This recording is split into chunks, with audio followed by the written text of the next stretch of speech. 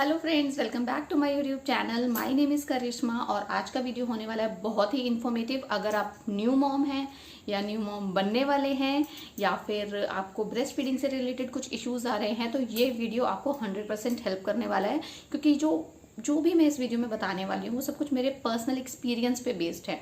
क्योंकि मेरी ये सेकेंड प्रेगनेंसी थी और मेरा न्यूबॉर्न अभी 25-26 डेज का है और वो अभी टोटल जो है ब्रेस्ट फीड पर ही है। टोटल तो नहीं कहूँगी, 1 से 2 उसको मैं नोइंगली फॉर्मूला फीड देती हूँ, but most of the time like जितनी भी फीड्स होती हैं उसकी 2 फीड्स रात की हटा के मैं उसको ब्रेस्ट फीड दे रही हूँ। तो लोगों के साथ इशू ये होता है कि लोगों को मिल्क नहीं आता है या कम आता है। मेरे साथ स्टार्टिंग में उल्टा था, मेरे साथ इतना ज़्यादा सप्लाई था कि उसके चलते मैं बहुत ज़्यादा परेशान हो गई थी और बहुत सारे लोगों को शायद ये इशू भी आता है। तो उस टाइम पे आपको क्या क्या प्रोडक्ट्स यूज़ करने हैं, किस तरीके से आपको मैनेज करना है, वो सारी चीज़ें मैं आपसे इस वीडियो में शेयर करने वाली हूँ। आफ्टर दैट लेकिन हाँ, 5 से 6 दिन बाद सप्लाई ऑटोमेटिक वो इतना कम हो गया कि फिर उसको बढ़ाने के लिए मुझे चीज़ें खानी पड़ी।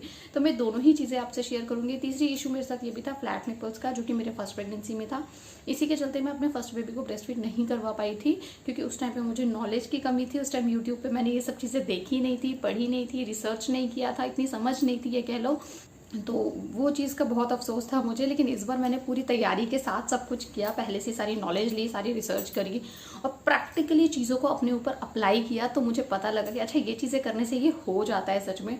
और एक चीज़ तो मैं आपसे दिल से कहना चाहूँगी कि अगर इंसान चाहे, अगर वो 100% ठान लेना कि मुझे ये करना है, तो उसको करने से तो कोई नहीं रोक सकता। वो चीज़ें होती हैं, it's just that you have to put your 100% effort उस चीज़ के लिए। अब यहाँ पे मैं शुरू करती हूँ स्टोरी क्या, नॉर्मल डिलीवरी व्लॉग आपने मेरा देखा ही होगा। डिलीवरी के जस्ट बाद क्या होता है कि डॉक्टर्स मिल्क आने में 1 से 2 दिन ऑटोमेटिकली लगते हैं, उतना सप्लाई नहीं होता है। तो फॉर दैट 1 to 2 डेज जो भी आप हॉस्पिटल में स्टे करते हो, डॉक्टर्स आपको हेल्प करते हैं। आपके न्यूबॉर्न को जो है फॉर्मूला दे के फीड खुद ही कराते हैं वहाँ पे नर्सेज वगैरह, और आपके पास भी लेकर आते हैं। हम लोग भी कोशिश करते हैं, बट शुरू में वो ये थोड़ा बहुत मतलब कुछ कुछ बूंदें, ड्रॉप्स और like 1 spoon kind of milk जो है वो प्रोड्यूस होता है, तो उससे बेबी का उतना पेट भरता नहीं है। तो वहाँ पे फिर फॉर्मूला देना पड़ता है। अब बात करते हैं जब आप हॉस्पिटल से डिस्चार्ज होकर घर आते हो।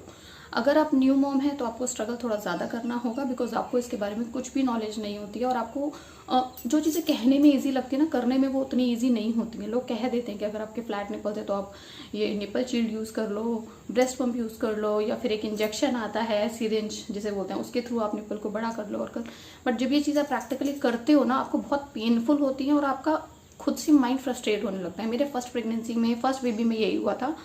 मेरे साथ बहुत इशू आया था। इशू एक और चीज़ का भी आता है कई बार, अगर जो आपका बच्चा 38 वीक्स के बाद बॉर्न हुआ है तो 100% उसके अंदर ये लैचिंग स्किल जो है डेवलप होकर आता है। लेकिन जो अगर आपका बच्चा 34-35 वीक्स के बीच में हुआ है तो ये प्रॉब्लम हो सकती है, क्योंकि उस बच्चे को फीड कराना, उसका लैचिंग स्किल मतलब लाइक उतना ज़्यादा डेवलप नहीं होता है, दिक्कत आती है, आपको थोड़ा सा इनिशिएटिव लेना पड़ता है। मेरे साथ यही हुआ था। मेरा फर्स्ट बेबी जो हुआ था, he was like 2.1 kg, right. उसको लैच करना आ ही नहीं रहा था। ऐसा नहीं है मैंने ट्राई नहीं किया, मैंने पूरा 1 मंथ दिया। 1 मंथ बहुत कोशिश की मैंने। निपल शील्ड आते हैं, देखिए ये वाले जो मैंने इस बार भी यूज़ किए, इस बार भी डॉक्टर ने दिए, हालांकि मुझे ज़रूरत नहीं पड़ी इनकी, मेरा दूसरे तरीक़ों से काम हो गया। तो ये जो है मैंने फर्स्ट वाले टाइम पे बहुत यूज़ किए थे। कई बार इसने वर्क किया, कई बार नहीं किया, क्योंकि ठीक से चिपकता नहीं है, छूट जाता है, तो वर्क नहीं कर पा रहा था। ये फर्स्ट प्रेगनेंसी में यूज़ किया था। सेकंड आता है ये सिरिंज काइंड ऑफ थिंग, जिसको डॉक्टर्स बोलते हैं आप करो और सक करो, जिससे कि आपका निपल फॉर्म होगा और आप फीड करा पाओगे। वो बहुत पेनफुल था, बिल्कुल भी ईजी नहीं था। मैंने बहुत किया, बहुत पेनफुल था, सेटिस्फाइड नहीं मिल रहा था। थर्ड था ब्रेस्ट पंप, जो मुझे उस टाइम पे नॉलेज नहीं थी, मैंने नहीं यूज़ किया। एंड आई विश कि मैंने उस टाइम पे ब्रेस्ट पंप यूज़ किया होता तो शायद मितांश ने भी ब्रेस्ट फीड किया होता, लाइक कुछ साल या महीने श्योरली किया होता। तो वो मेरे साथ इशू था। इस प्रेगनेंसी में मैंने सबसे पहले घर आते next day breast pump order किया, क्योंकि इस बार भी सेम इशू था। मुझे पता था प्रॉब्लम्स आएंगी और मैंने जो इससे रिलेटेड सारी नॉलेज है वो पहले ही ले ली थी। अच्छी खासी रिसर्च की हुई थी, क्या करना है, कैसे करना है, सब मेरे माइंड में था। ब्रेस्ट पंप मंगाया, it cost me around 2000 rupees. Pigeon का था, एडवांस वाला, and it was really working well. शुरू के दिनों में क्या होता है ना, जब आप मदर बनते हैं 1-2 दिन तो नहीं आता है मिल्क, लेकिन आफ्टर दैट बहुत ज़्यादा होने लगता है, जिससे कि आपके ब्रेस्ट में बहुत पेन होने लगता है। आपको ऐसा लगता है कि कुछ पत्थर जैसा जम गया है। उसके लिए बहुत सारे घरेलू नुस्खे भी हैं, जैसे हॉट वाटर बाथ या गर्म पानी की सिकाई। मैंने ये सारी चीज़ें की हैं, मेरे साथ ये हुआ है। बहुत पेन होता था और इतना मिल्क आया था, मिल्क नहीं जो कोलेस्ट्रॉम बोलते हैं जिसको, कोलेस्ट्रॉम, येलो मिल्क, वो इतना ज़्यादा क्वांटिटी आई थी कि मैंने सच में निकाल के फेंका है। मतलब वो ज़रूरत से ज़्यादा था, क्योंकि स्टार्टिंग में बच्चा सिर्फ 30 ml ही फीड लेता है, 30 to 50, 30 ही मान लो शुरू के 10 डेज, तो वो 30 से ज़्यादा नहीं लेता है। आफ्टर 10 डेज जो है उसका 60 तक हो जाता है। एंड अभी जो है मेरा बेबी 90 तक ले लेता है, जैसे लाइक 3 घंटे के बाद मैं फीड कराती हूँ। ही इज़ 25 डेज ओल्ड और अभी वो 50 ml आराम से, 90 ml आराम से ले लेता है। तो अब बात करते हैं उसके बाद क्या हुआ। उसके बाद हो गई मैं परेशान बहुत ज़्यादा, क्योंकि मैंने अभी भी एक चीज़ थी जो लैकिंग थी, नहीं पड़ी थी, कि आपको वो निपल कवर लेना पड़ता है, सो दैट कि आपका वो एरिया बार बार लीक ना करे और आपको परेशानी ना हो, क्योंकि ये चीज़ बहुत फ्रस्ट्रेशन पैदा करती है मदर्स में। एक तो आप पोस्टमार्टम में हो, डिलीवरी के बाद आप खुद की रिकवरी पे हो, आपके अगर नॉर्मल डिलीवरी हुई है तो आपके स्टिचेस में पेन है, आपके स्टमक में भी पेन है, आपके हेडेक भी हो सकता है, आपको चलने में बैठने में दिक्कत है, ऊपर से अगर आपका मिल्क लीक कर रहा है तो और परेशानी, बिकॉज बार बार आपको हर सेकेंड, हर कुछ देर में कपड़े चेंज करने हैं, वो गीला हो रहा है, इरिटेट कर रहा है। तो उसके लिए मैंने ये निपल कवर्स आप देख सकते हैं, चीकू ब्रांड के, ये खरीदे थे। मैंने ये सब होने के 3 से 4 दिन बाद। उस 4 दिन में मैं बहुत फ्रस्ट्रेट हो चुकी थी इन चीज़ों से, एंड मुझे गुस्सा आ रहा था। खुशी इस बात की थी कि मेरा बेबी ब्रेस्ट फीड ले रहा है, क्योंकि मैं उसको ब्रेस्ट फीड बॉटल के थ्रू करा रही थी, डायरेक्ट नहीं करवा पा रही थी, क्योंकि वो उतने अच्छे से लैच कर नहीं रहा था। और जब उसने लैच करना शुरू किया तो उसने मेरी जान ही निकाली, इतनी बुरी तरीके से लाइक उसने दबाया। मुझे नहीं पता इतने कम एज के बेबी में कैसे इतनी पावर थी उसके मसल्स में, मसूड़ों में, जो वो दबा रहा था। तो मेरे को रोना आ रहा था लिटरली, इतना ज़ोर से। एंड मैं किसी को बोलूँगी तो लोग यकीन नहीं करेंगे, लोग कहेंगे नहीं इतना छोटा बच्चा थोड़ी ना मतलब दबा सकता है। 6 मंथ 7 मंथ जब उनके टीथ आ जाते हैं तब बच्चे काटते हैं, बट नहीं, मैं सच बोल रही हूँ, ट्रस्ट मी। मेरे बेबी ने 12 से 15 दिन का बेबी था और बहुत बुरी तरह उसने जो निपल को काटना शुरू किया, तो फिर मैं छोड़ ही दिया। तो फिर उसके बाद मुझे वो बॉटल वाला ऑप्शन ही बेटर लगा, और वर्किंग वुमेंस के लिए वो ऑप्शन एक्चुअली ठीक है। दूसरा, मुझे वही सेटिस्फेक्शन नहीं मिलता था कि बेबी ने कितना पिया, समझ ही नहीं आता था।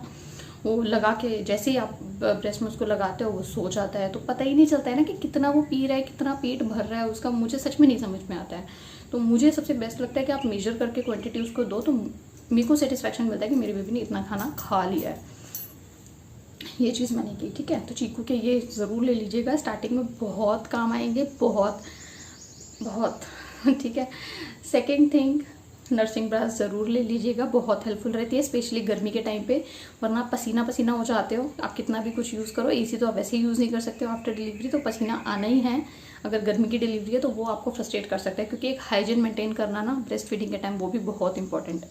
आप डायरेक्ट अपना वो दोगे बेबी को भी विदाउट क्लीनिंग, या रात को आप सो के उठ रहे हो और ब्रेस्ट फीड करा रहे हो और इस तरह दे रहे हो, तो आई डोंट थिंक कि वो बेबी के लिए हाइजीन है। थोड़ा सा उस चीज़ को भी हमें ध्यान में रखना चाहिए। ये तो हो गई दूसरी बात। तीसरी चीज़ मेरे साथ जो हुआ, after few days, like after 10 to 15 days supply कम हो गया ऑटोमेटिक। जब वो वाइट वाला आना शुरू हुआ, उसके बाद सप्लाई ऑटोमेटिक कम हो गया। फिर से मैं घबरा गई, मैंने कहा यार अब क्या करेंगे, क्योंकि फॉर्मूला तो आजकल वैसे भी लाइक बहुत कॉस्टली भी है। Being a middle class family person, I could not afford that, because one pack of Similac Advance which we are using वो पड़ता है 840 का, रिसेंट प्राइस है। फर्स्ट जो मैंने अभी बाई किया है ये 840 का मुझे पड़ा है।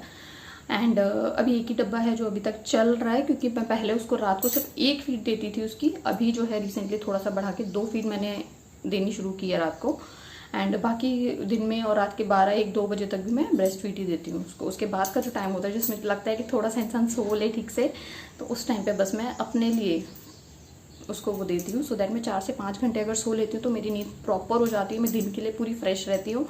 एंड मुझे अकेले उसको संभालना होता है, मैं अपने हस्बैंड को बिल्कुल भी डिस्टर्ब नहीं करती हूँ, उनको अलग रूम में सुलाती हूँ, मैं बेबी के साथ अकेले सोती हूँ, सो दैट कल को वो भी अपना काम ऑफिस में अच्छे से कर पाएँ, राइट। तो मेरे तरफ से कोई मतलब फोर्स नहीं रहता है कि नहीं यार आप भी उठो, या मैं उनके पास होंगी तो बेबी क्राई करेगा तो वो ऑटोमेटिकली जग जाएंगे, जो कि मुझे नहीं चाहिए, तो वो चीज़ मैं नहीं करती हूँ। इसके अलावा मैंने क्या किया, ब्रेस्ट पम्प ने मुझे बहुत बहुत बहुत हेल्प किया, एंड इसके थ्रू मेरा मिल्क प्रोडक्शन अच्छा होने लगा था। बट एक अब रूटीन बनाना बहुत ज़रूरी था। अगर आपका कोई रूटीन नहीं है, आप जब बेबी रो रहा है तब मतलब उसको फीड करा रहे हो, निकाल रहे हो, तो वो नहीं होगा।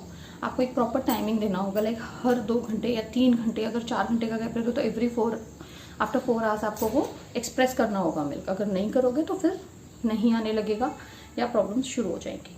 मेरे को प्रॉब्लम्स जब ज़्यादा होने लगी, जब मितांश बोल रही हूँ सॉरी, जब भी 90 ml लेने लगा तो उस टाइम पे क्या था ना कि मुझे 90 ml की ज़रूरत थी। तो मैंने फर्स्ट चीज़ जो इंक्लूड की अपने डाइट में वो थी ये ड्राई फ्रूट्स के लड्डू, जिसमें कि मेथी आपको पता ही होगा, जो कि एक बहुत ही अच्छा सोर्स माना जाता है मिल्क प्रोडक्शन के लिए। तो मेथी को पेस्ट करके उस लड्डू में डाला, थोड़ा सा अजवाइन को भून के पेस्ट करके उस लड्डू में डाला, और बाकी ड्राई फ्रूट और गोंद ये सब मिला के लड्डू बनाए थे। ये मेरे लड्डू हैं जो मैं रोज़ खाती हूँ, 1 से 1.5 लड्डू मैं खा ही लेती हूँ। इससे मुझे काफ़ी फ़र्क मिला। सबसे ज़्यादा फ़र्क मुझे इसी से मिला था।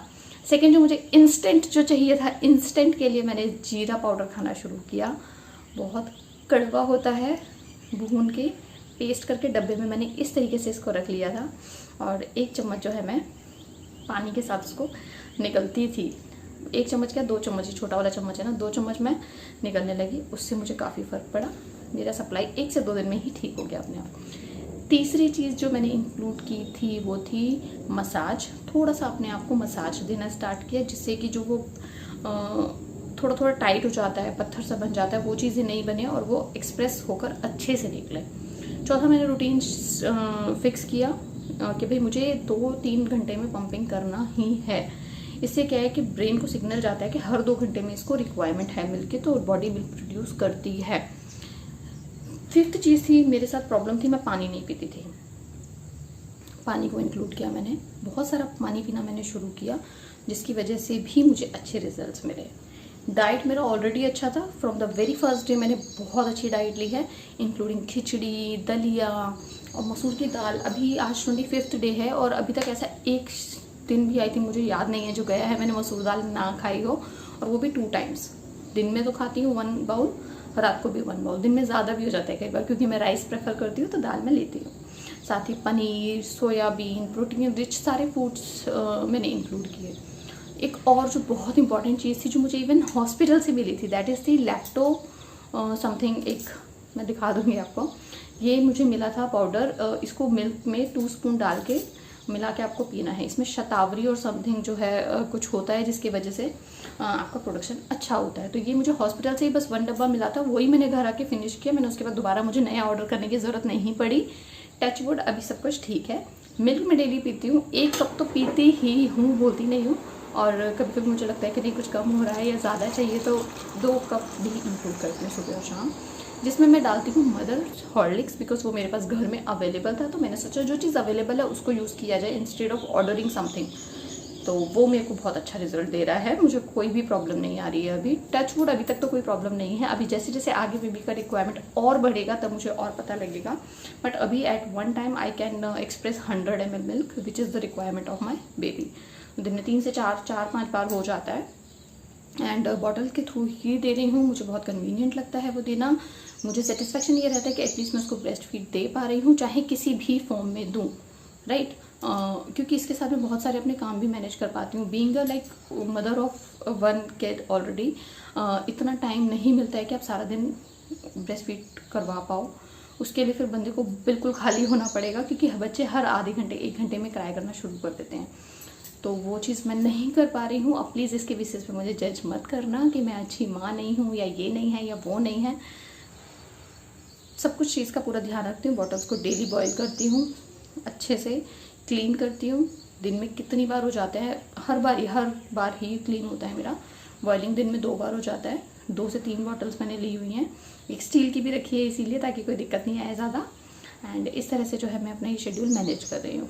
बाकी अब बात करते हैं, बहुत सारे लोग बोलते हैं और भी बहुत तरीके हैं ब्रेस्ट मिल्क को बढ़ाने के, वो मैं आपसे शेयर नहीं कर रही हूँ, क्योंकि ये मेरा पर्सनल एक्सपीरियंस था जो मुझे शेयर करना था। इसके अलावा और भी बहुत सी चीज़ें हैं जो मुझे पता है आप कर सकते हो, but I don't want to discuss that. वो आपको यूट्यूब पे मिल जाएंगी। यहाँ मेरे को अपना, मैंने पर्सनली जो फील किया और जिससे मुझे फ़ायदा हुआ, मैंने वो शेयर किया। मिल्क, लैक्टो और जीरा, dry fruit laddoo, milk with women Horlicks, hot water massage और लाइक हॉट बाथ भी कह सकते हैं आप, वो मैं डेली ले रही हूँ।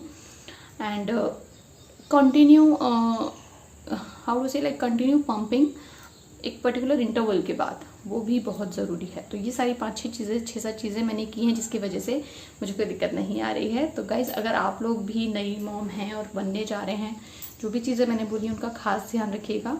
निपल्स के लिए शील्ड ज़रूर ले लीजिएगा। अगर आप ब्रेस्ट फीड कराने वाले हैं तो उसके लिए भी एक ऑइंटमेंट कुछ आता है, डॉक्टर ने वो भी लिख के दिया था मुझे, वो ज़रूर लीजिएगा, आपको ज़रूरत पड़ेगी, 100% पड़ेगी।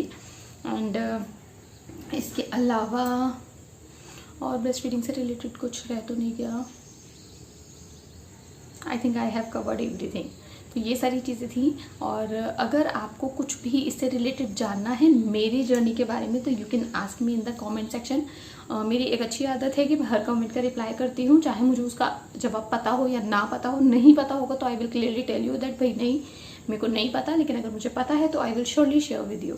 तो उससे क्या होता है ना, दूसरों की हेल्प हो जाती है। कभी जैसे कि मेरे फर्स्ट टाइम पे मुझे पता होता ना, ये ब्रेस्ट पंप वाला आइडिया, डॉक्टर ने जो ब्रेस्ट पंप दिया था वो इतना घटिया दिया था, जो हॉस्पिटल से मिला था, मुझे उसको समझ ही नहीं आया यूज़ कैसे करना है। बट अभी जो मैं ब्रेस्ट पंप यूज़ कर रही हूँ उसका मैं रिव्यू कर दूंगी अगर आप लोग बोलेंगे तो, एंड दिखा दूंगी क्या है क्या नहीं है, कैसे वर्क करता है। लेकिन फर्स्ट टाइम मुझे पता होता तो शायद मैं ये प्रॉब्लम फेस नहीं करती, क्योंकि मैंने मोस्टली लाइक पूरा 1 साल तक अपने बच्चे को सिमिलैक एडवांस दिया था, जो कि बहुत कॉस्टली था उस टाइम पे भी, बिकॉज कहते हैं 1 साल तक गाय का दूध नहीं देना चाहिए बच्चे को।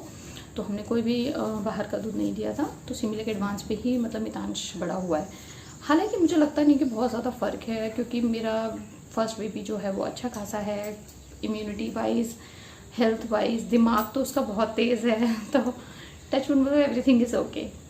तो चलो इसी एंड पे वीडियो ख़त्म करते हैं, क्योंकि बहुत लंबी हो गई। जब भी कोई वीडियो बनाने की सोचती हूँ शॉर्ट में समझा दूँगी, बट करते करते वो 15-20 मिनट हो ही जाता है। तो अभी के लिए इतना ही। अगर आपको वीडियो थोड़ी भी इन्फॉर्मेटिव लगी हो, अच्छी लगी हो, तो प्लीज़ चैनल को सब्सक्राइब ज़रूर से कर लेना, बेल आइकन को प्रेस कर देना, और वीडियो को लाइक तो ज़रूर ही कर देना, so that I will get motivation and share everything like what ever I am doing for my baby.